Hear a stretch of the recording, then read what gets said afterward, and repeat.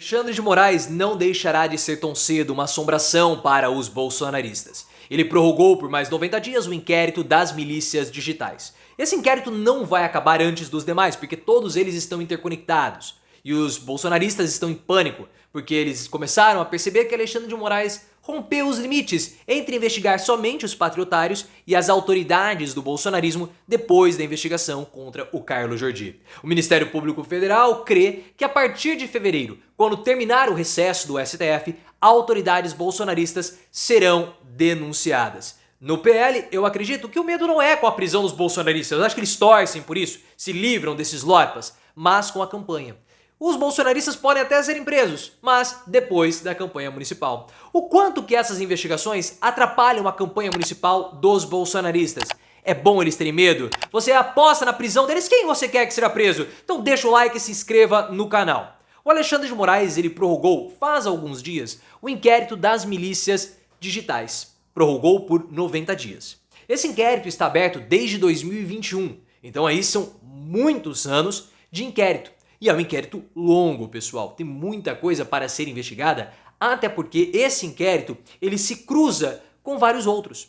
Ele se cruza com o inquérito do Alexandre Ramagem, ele se cruza com o inquérito das joias, ele se cruza com o inquérito da falsificação dos certificados de imunização, se cruza também com o inquérito do 8 de janeiro.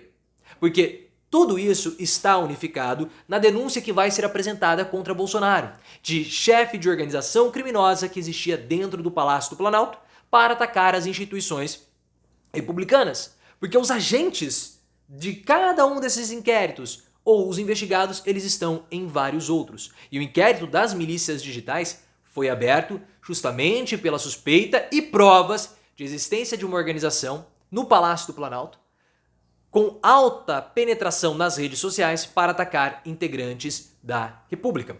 O caso Ramagem, pessoal, faz parte disso. Não tem como você desassociar, porque o Alexandre Ramagem, ele utilizava os dados da BIM paralela com o software espião, possivelmente para abastecer o gabinete do ódio do Carlos Bolsonaro, já que a BIM paralela foi uma ideia do Carlos Bolsonaro de ser construída, de ser elaborada.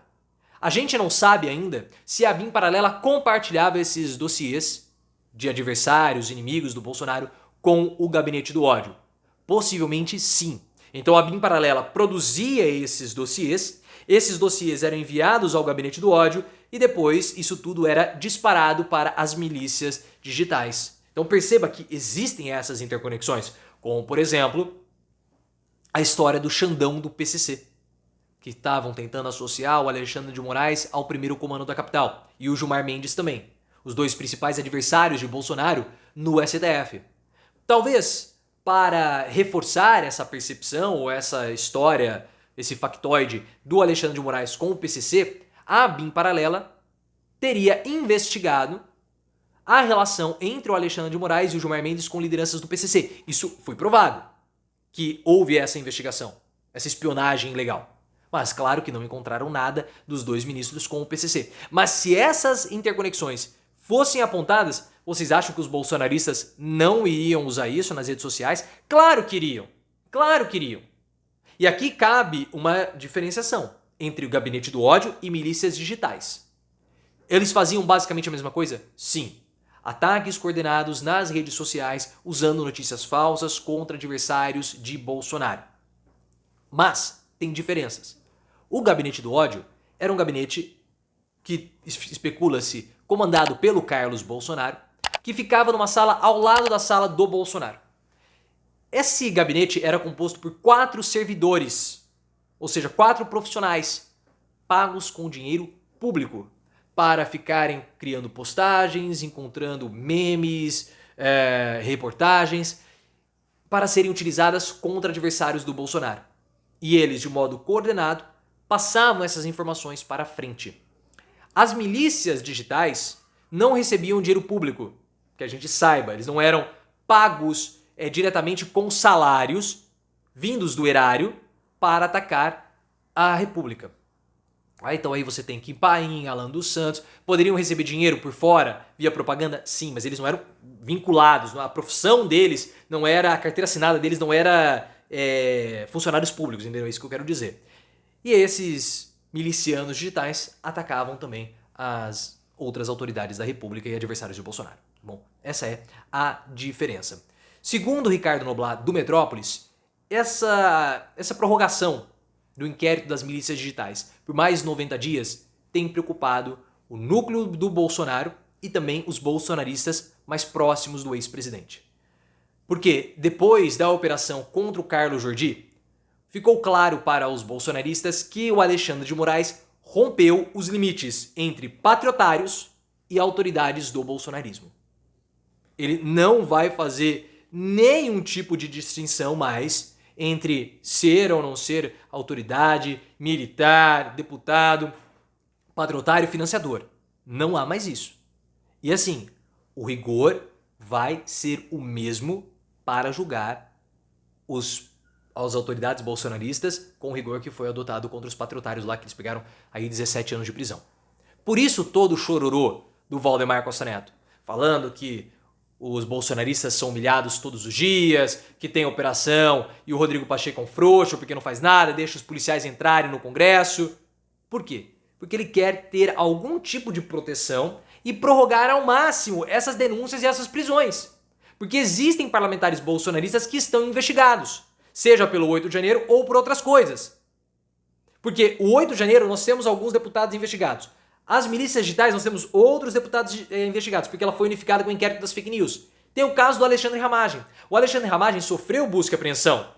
E ele não estava no inquérito do 8 de janeiro. Foi um outro inquérito que faz parte desse inquérito maior ou dessa denúncia maior que vai acontecer contra o Bolsonaro a respeito de ser o chefe de uma organização criminosa. O caso do Ramagem atrapalhou os planos do PL para o Rio de Janeiro.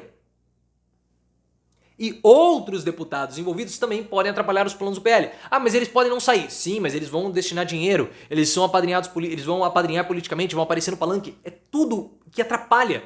Por isso eu vejo que o Valdemar Costa Neto, o que ele quer, eles podem até ser presos, mas depois da campanha.